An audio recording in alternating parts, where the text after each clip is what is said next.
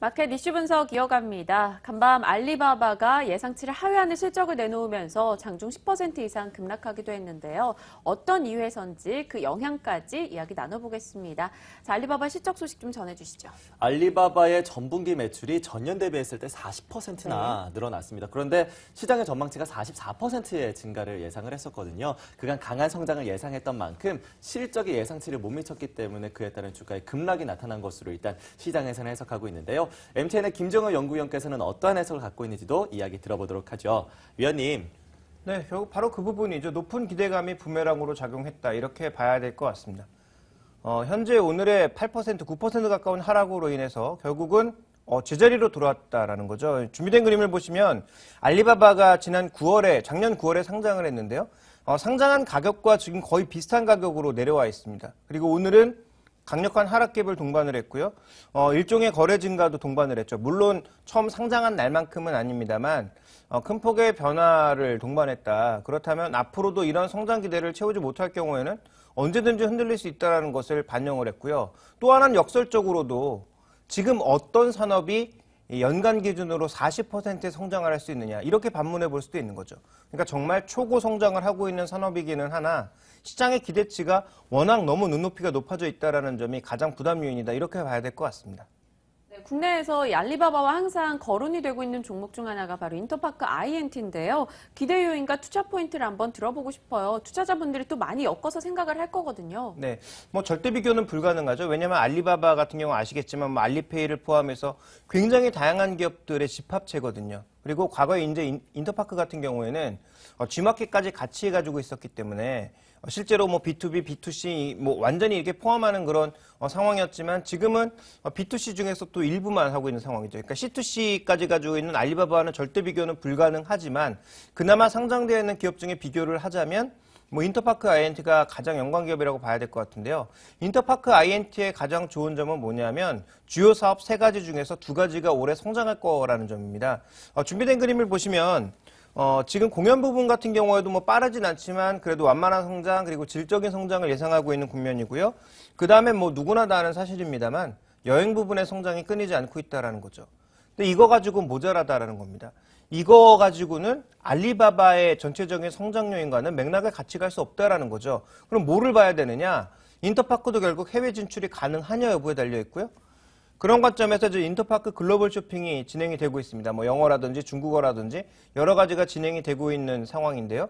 우리나라 제품들을 역직구, 그러니까 해외에서 우리나라 상품을 구매하기 위해서 인터파크 사이트를 이용하기 위해서 지금 제공하고 있는 솔루션이 보시면 아시겠지만 페이팔이나 알리페이 같은 것들을 결제 수단으로 제공을 하고 있거든요. 그래서 유통할 수 있는 경로, 그다음에 결제할 수 있는 경로까지는 잘 열어놨다라고 보여지는데 과연 이 부분이 새로운 신성장 동력이 된다면 알리바바의 성장과 맥락을 같이 갈 수 있겠죠. 왜냐하면 지금 시장에서 예상하고 있는 중국의 직구 고객 예상 수가 2018년 정도 됐을 때 2013년과 대비해 봤을 때 거의 5배 가까이 늘 것이다라고 예상하고 있는데 실제로 이거보다 더 늘 수도 있거든요. 그럼 이 중에 정말 일부만 잡아봐도 인터파크 같은 경우에는 현재 지금의 매출액 정도의 수준으로 올릴 수 있는 상황이기 때문에 분명히 우리가 확인해야 될 부분은 이미 다 뻔히 알고 있는 공연 부분의 성장, 여행 부분의 성장 아닙니다. 그 부분 주가에 다 반영되었고요. 그렇다면 알리바바처럼 해외 쪽 진출을 통한 우리나라로 역직구를 인터파크가 얼마만큼 소화해낼 수 있느냐. 그렇다면 2가지 방법이겠죠. 해외 쪽에 진짜 뭔가 런칭에 성공해서 매출이 발생하고 있다는 뉴스가 빠르게 들리든지 아니면 알리바바가 국내 진출을 하려고 했는데 국내에는 워낙 시장이 포화되어 있어서 차라리 인터파크에 지분을 사겠다라는 형식으로 들어온다면 굉장히 중요한 모멘텀이 되겠죠. 그래서 앞으로의 모멘텀은 저는 여행 성장 이런 건 이미 주가에다 녹아있기 때문에 주가적인 상승 요인은 아니라고 보고 있습니다. 결국 투자하려면 중국 쪽에 투자를 받던지 아니면 중국 산업이 정말 성장을 해서 이쪽에서 매출이 크게 올라가고 있다는 뉴스가 나와야 한 단계 더 레벨업이 될 것으로 보여주고 있기 때문에 투자 전략상에서는 이런 이슈들을 기다려야 된다. 지금은 좀 중립적이다. 이렇게 보고 있습니다. 인터파크 INT에도 여전히 중국의 모멘텀을 기다려야 되는 시점이 아닌가 싶은 생각이 듭니다. 네. 이어서 유로존도 좀 보도록 할게요. 최근 유로존에서 양적 완화를 발표하면서 유로화는 내리고 있고 이와 함께 유럽 증시는 상승세를 보이고 있습니다. 하지만 여기에 따라오지 못하고 있는 업종들이 있습니다. 광산주도 있고요. 티센그룹을 비롯한 산업재들도 역시나 하락세를 좀 보여주고 있는데요. 이 같은 흐름들을 어떻게 해석을 하면 좋을까요? 제가 이 시간에 강조드리고 있는 것 중에 하나가 차별화입니다. 종목 차별화. 아마 1년도 넘은 것 같아요. 우리나라 시장뿐만 아니라 해외 시장 종목 차별화에 대해서는. 그런데, 유럽 쪽의 종목군들은 그동안 여러분들이 잘 안 보셨을 텐데, 지난 10월부터 나타난 격한 유로화 약세로 인해서 종목들의 변화가 유럽에서도 극심하게 벌어지고 있습니다. 극심한 정도가 올라가고 있는 종목과 하락하고 있는 종목의 수익률 격차를 보면 거의 40~50% 정도 벌어질 정도로 나타나고 있습니다. 이런 흐름이 왜 나타나고 있는지 어떤 종목이 주도하고 있는지 살펴볼 필요가 있겠는데요. 먼저 준비된 그림에 보시면 유니레버가 나옵니다. 유니레버가 지금 작년 10월 이후에 정말 급등하고 있거든요. 그러니까 이런 종목이 지금 유럽 증시를 이끌고 있는 겁니다. 유럽 증시 지수가 올라간다? 지수가 올라가고 있죠. 근데 지수가 올라가는데 어떤 종목이 끌어올리고 있는지를 모르면 왜 올라가는지를 모르는 거나 마찬가지라는 거죠. 그러니까 유로화의 급락과 함께 지금 반대쪽에서는 수출 소비재, 그러니까 소비재이긴 한데 수출을 많이 하는 그런 기업들의 주가가 올라가고 있다는 겁니다. 근데 유니레버의 실적이 지금 좋아지고 있느냐? 천만의 말씀이죠.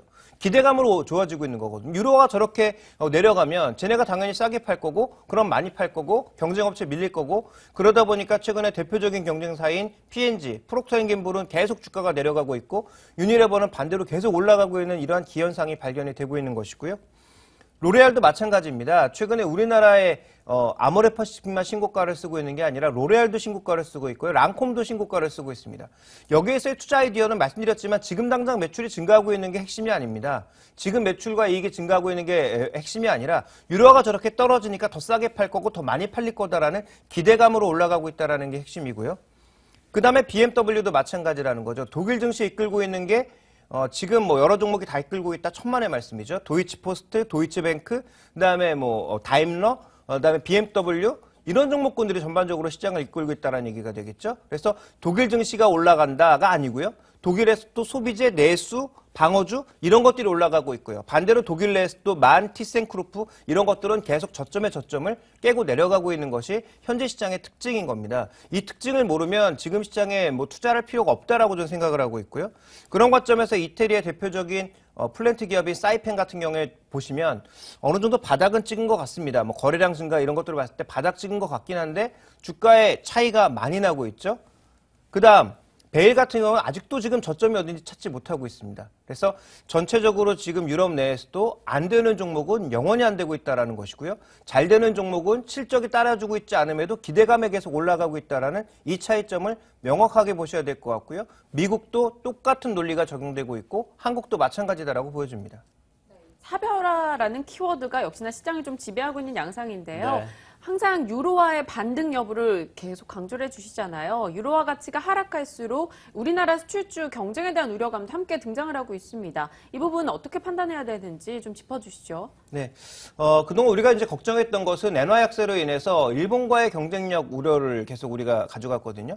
근데 유로가 이렇게 계속 약세로 가다 보니까 1대1까지 가게 되면 이제 유럽과도 환율 경쟁을 해야 된다는 거죠. 그래서 지금 최근에 얘기 나오고 있는 게 그동안 금리를 내리지 않았던 주요 아시아 국가들이나 이머징 국가들의 금리 하향이 줄을 이을 거다라는 그런 얘기가 나오고 있습니다. 과연 우리나라 하느니 그런 결정을 하게 될지는 조금 지켜봐야 되겠습니다만 만약에 2월, 3월에도 의미 있는 그 금리 인하 결정 그리고 통화 완화 결정이 나오지 않을 경우에는 환율 경쟁으로 인해서 수출주들에게 부담이 증가할 수 있다. 이미 1월 수출 실적으로 수출주들의 탄력이 크게 둔화되고 있는 것이 발견이 되었다라는 것이고요.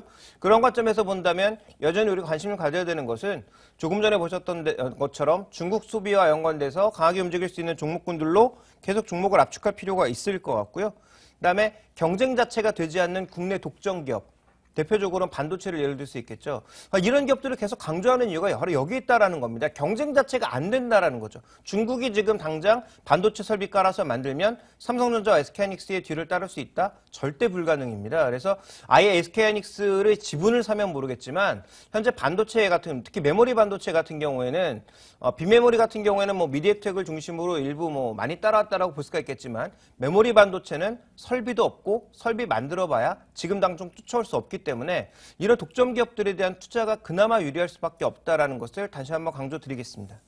시장에서의 차별화가 일어나고 있는 종목들에 집중을 하면서 투자하는 전략이 가장 중요하겠습니다. 자, 이런 가운데 시장의 전반적인 수급에 대한 이야기도 좀 해보도록 할게요. 시장에서 연기금이 계속해서 받쳐주고 있습니다. 하지만 외국인들은 꾸준하게 매도세를 확대하고 있는 상황이죠. 어제장에서도 대형주들에 대한 매도가 좀 강화되는 모습이었는데 코스피의 지수 방향에 대해서는 앞으로 어떻게 전망하십니까? 네, 일단 최소한 중립 이상으로 올라왔다라고 봐야 되겠죠. 그래서 뭐 지수는 완만한 속도나마 계속 올라가거나 아니면 보합 정도를 보일 가능성이 높다라고 봐야 될 것 같은데요.